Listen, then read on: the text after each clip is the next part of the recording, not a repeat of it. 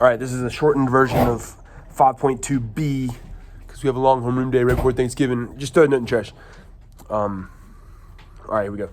So first thing I want to do, I want you to just try to come up with, I think it's important to be able to come up with at least one good one for each category. Like you got to be able to say, two would be even better.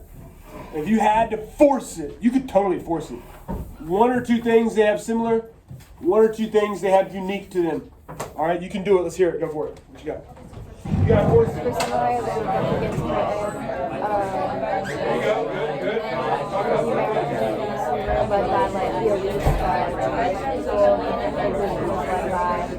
have one each. We call names here.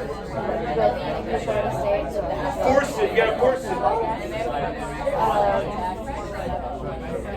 Say Texas. There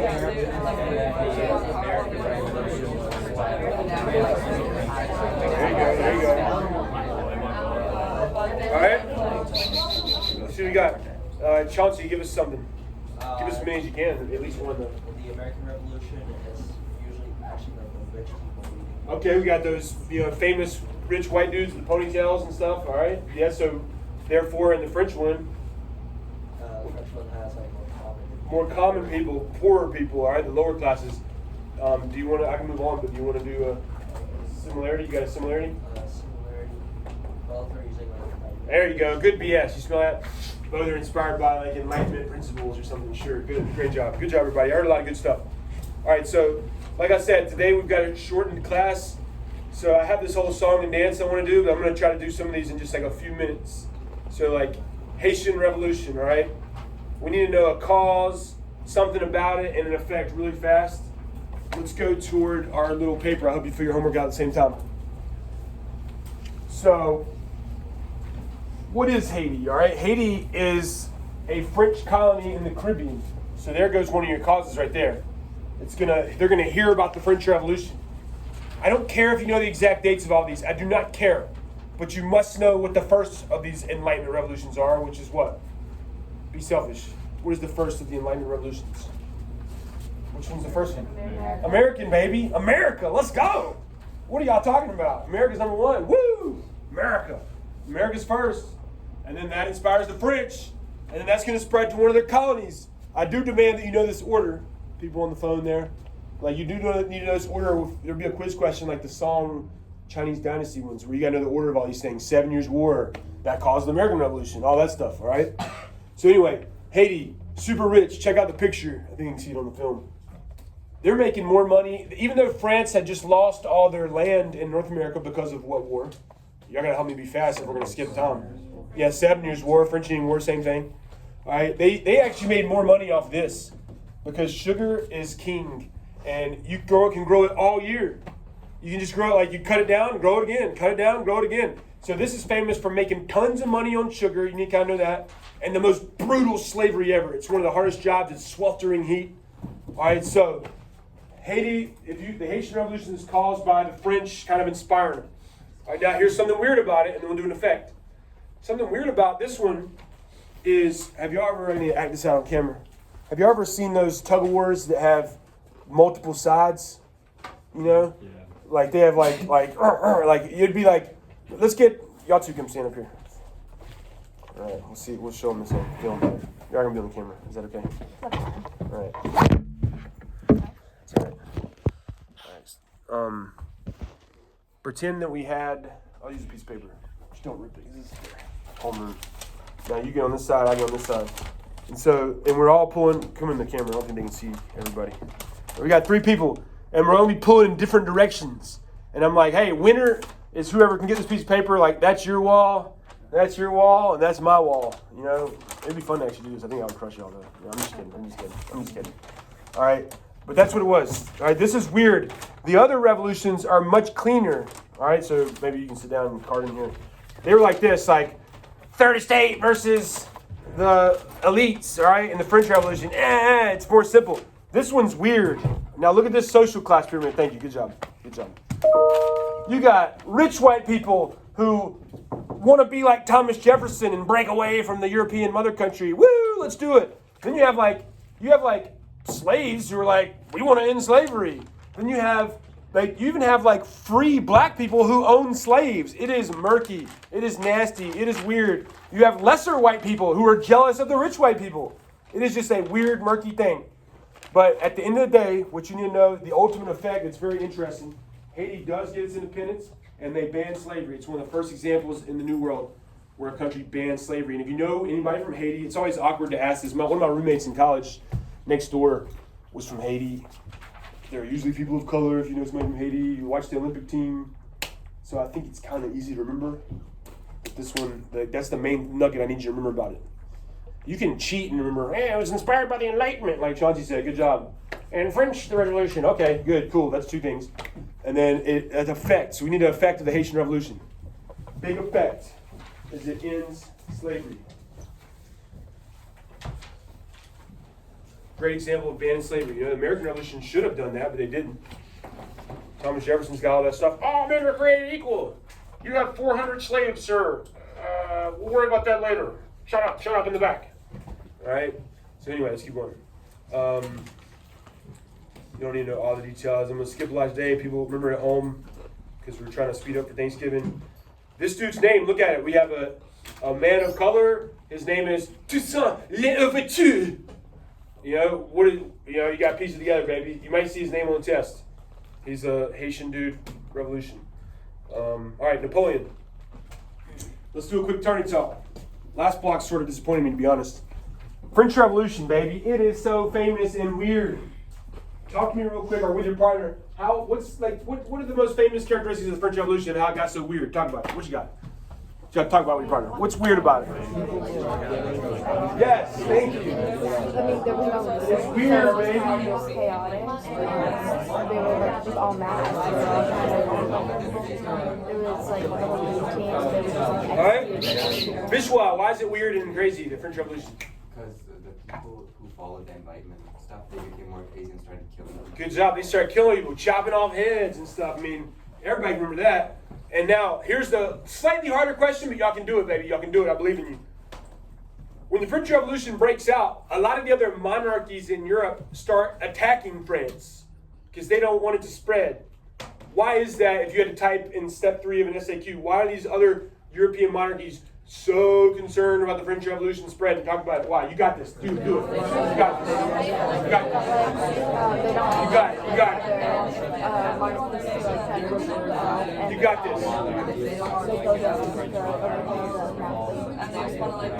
All right. Tessa, give us a shot. What you got? Because they don't want to lose their monarchies. They don't want to lose the monarchy, baby. I'll act this out. Make sure the camera can see it.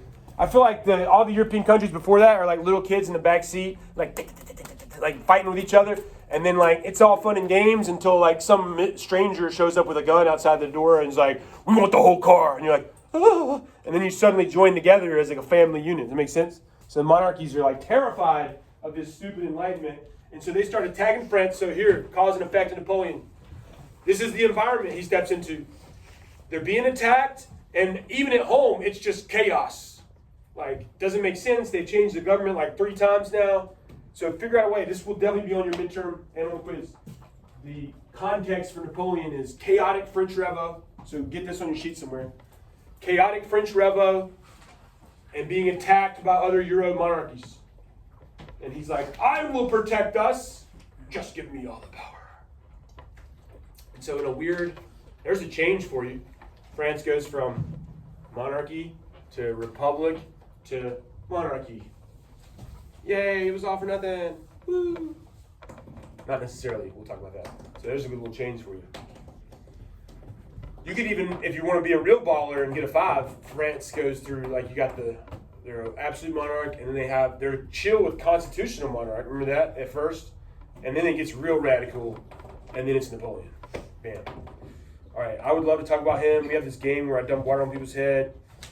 He dominates, but because it's Thanksgiving, we're going to go faster.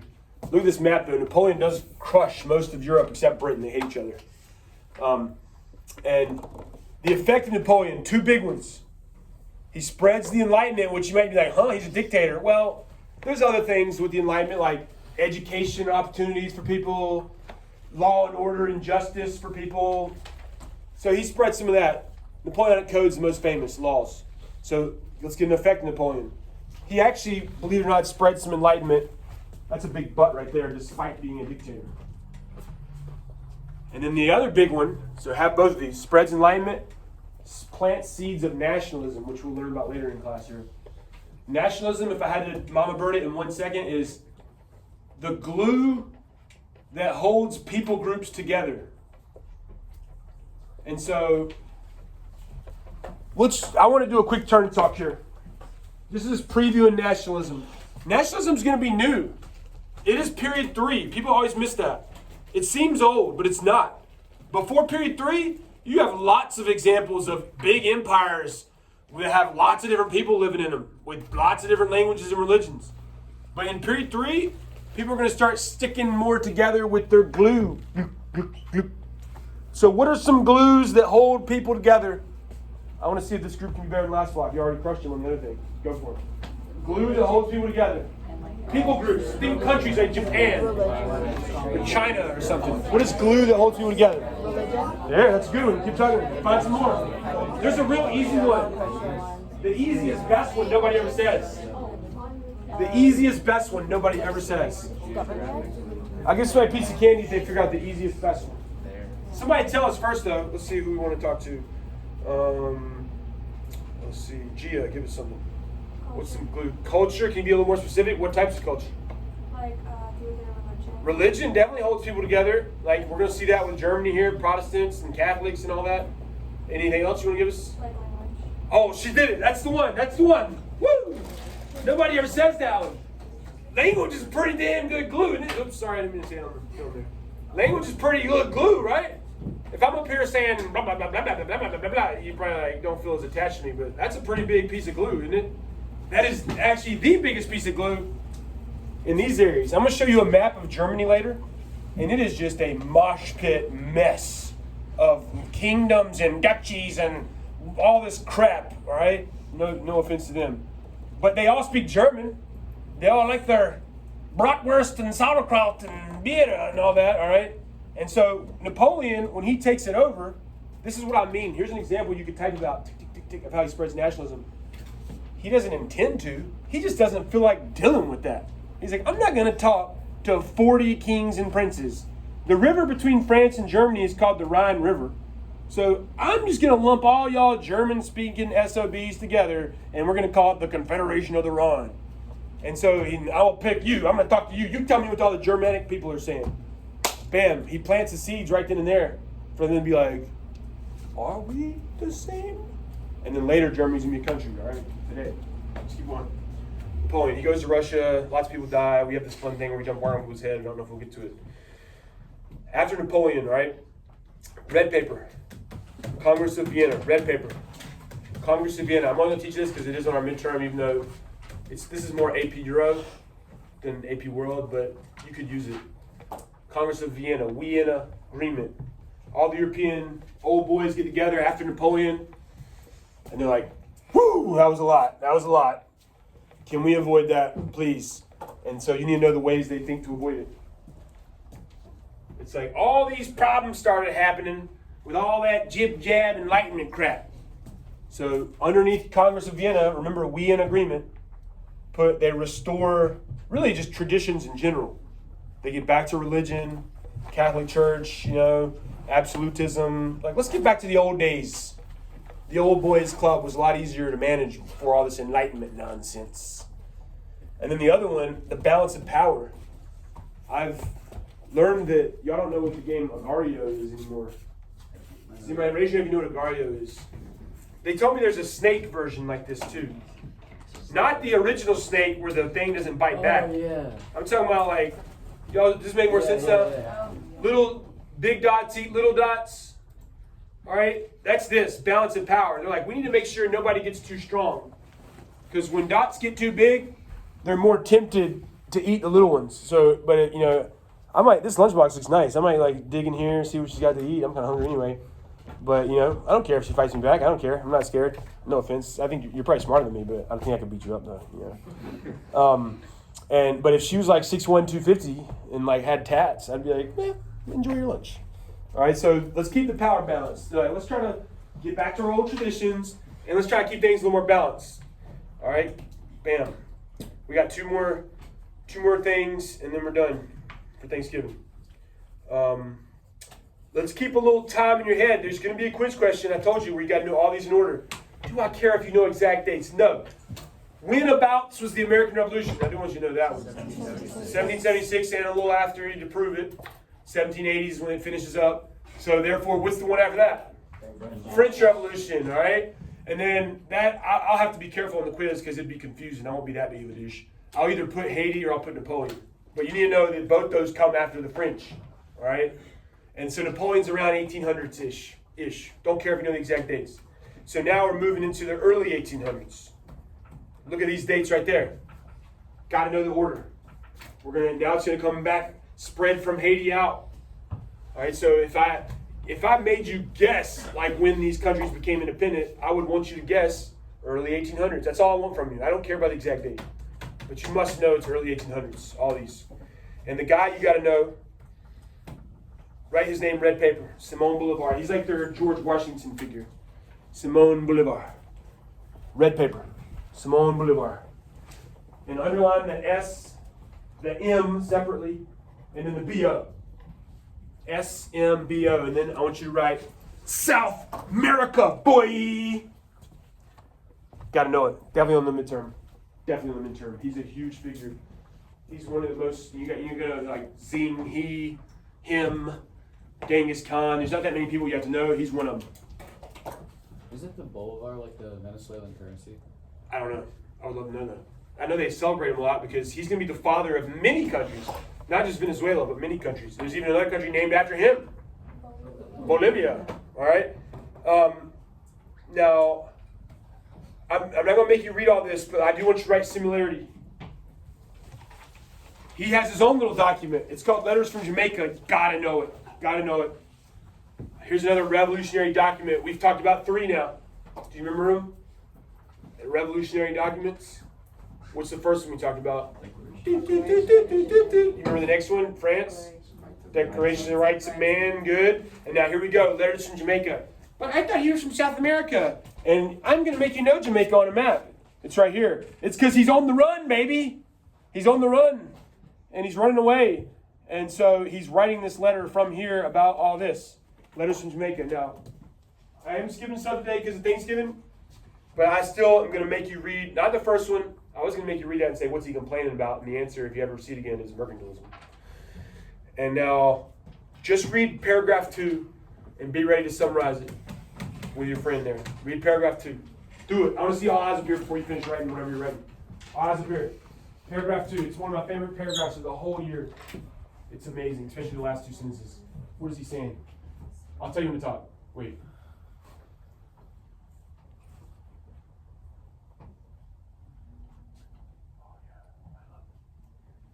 Where's the vibe, baby? Oh. Especially the last 2 sentences. If you're confused, just look at those last 2 sentences. Oh. Go for it. Talk about it. What you got? What is he saying there? Summarize it, Mama Bird. What is he saying?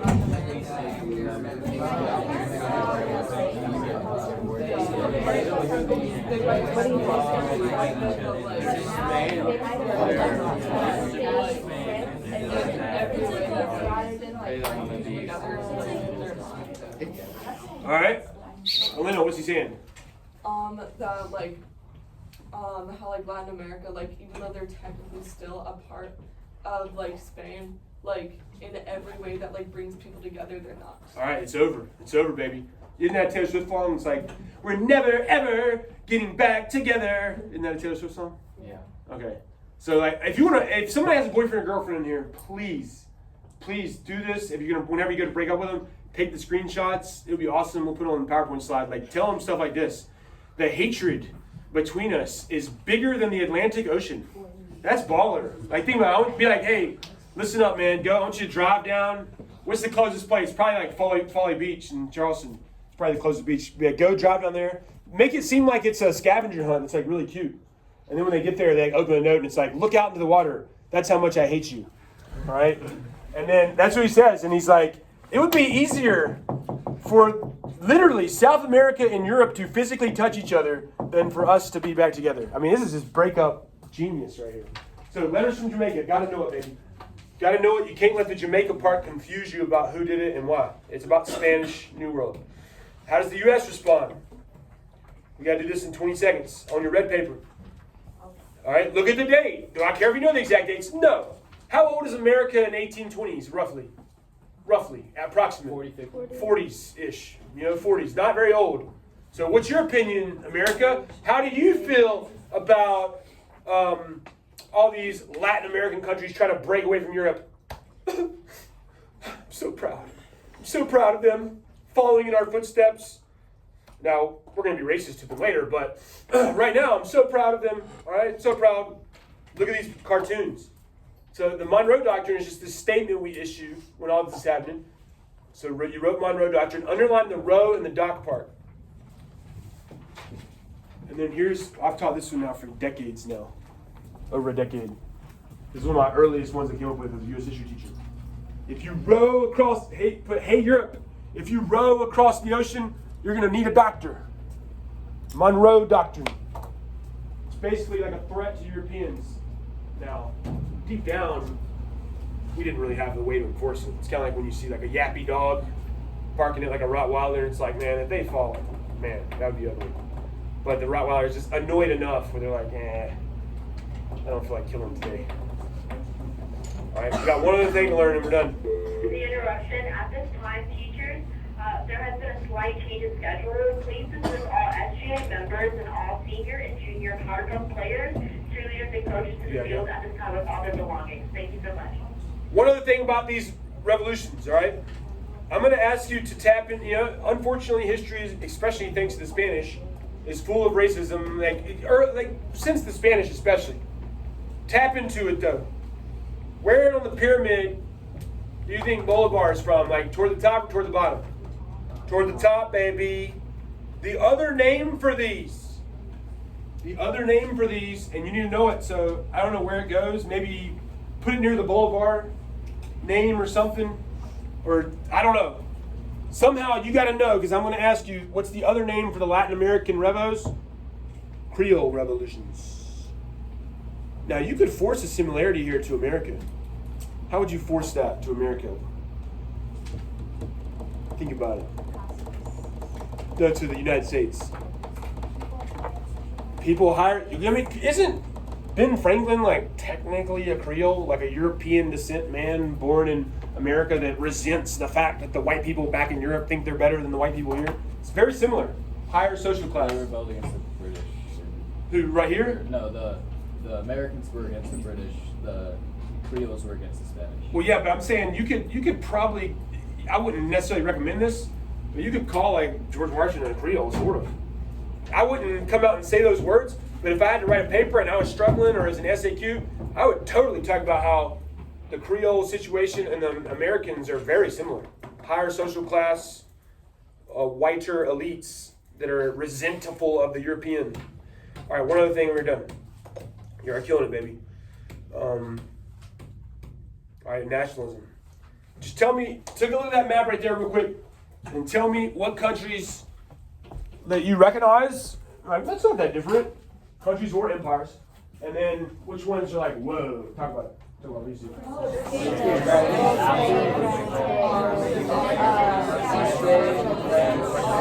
can name, how many you can name? Germany's having Choose the whole map. The whole map, even this stuff.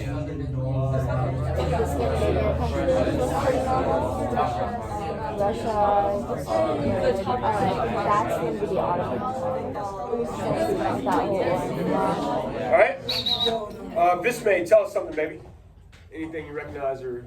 The green is like all like around like the German area. Yeah, the Germany is just a mess. Look at that mess. Now they all speak German. They all like beer. They all like sauerkraut. Probably I'm being dramatic, but a lot of Protestants there. That's where Luther's from. Do you recognize any countries though? Yeah, like Turkey, Spain. Do you see Turkey? Yeah, it's like right there. The country of Turkey though. What is that? What is the big orange thing? Oh no, all that. You good, bro? You good? Portugal, Spain. There you go, the easy ones. Yeah, take the low-hanging fruit. All right, it's Portugal, Spain, France. We can see that. Great Britain. Who wants to shout out? Because we're almost done here. Help us out. What is this? Yeah. Ottoman Empire, baby. Ottoman Empire, right? Which is the hardest. Turkey, good job. I'm glad you knew that. What do we got right here? Y'all yell so we can be done. Russia. Does anybody know what the maroon-looking one is? Austro-Hungarian Empire. All right. We'll get to that later. All right. Now, here's the big thing you got to know. Red paper. We need to define nationalism. Let's do a better job. I don't even like that one. I like this is what I like making it. I like saying it's the glue / commonalities that stick people groups together. Just because you feel nationalism doesn't mean you have a country.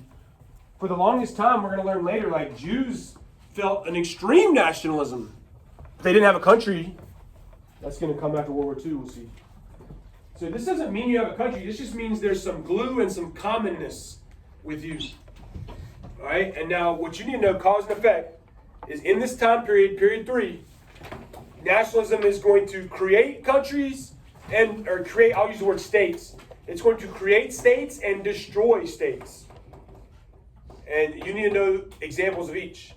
So we've already famously talked about Germany here. Das Guten Abend, ich bin müde. All right, like we got this language is a great common thing, yeah. So I have to cover the powder cover. That's fine, get out of here. I'm not sure. Did they start? Like, did they call all? Well, they just said people that are going to do it. Yeah, we only have like a couple minutes, like 3 minutes left here if you want to hang around. All right, so German is one. Here's another one. I know these are probably like microaggressions, slightly inappropriate, but they're mainly white people, so I don't care. All right, like it's a grandma's spaghetti, and then we speak the Italian, and we're Catholic because the Pope lives near here. What is that? Italian. Italy and Germany are younger than America. Doesn't that blow your mind? Don't they seem old? Like they seem old, but they're younger than America. Why did they come together? This wave of nationalism in the 1800s. Put on your red paper where you wrote nationalism. Put 1800s. Now, technically, some people say the U.S. is the first example of a group of people having some glue and then creating a new country. But the best examples are Germany and Italy. Their glue is way stickier than ours. Like, all right, does that make sense? All right. Now, you need 2 examples of what broke apart and then we're done. Just look at that map. You want to know a cheat code of who's going to break apart? Who's trying to control the most different types of people? Talk about it. Do a quick turn and talk. See you later. Quick turn and talk. Keep going. Keep going. We're all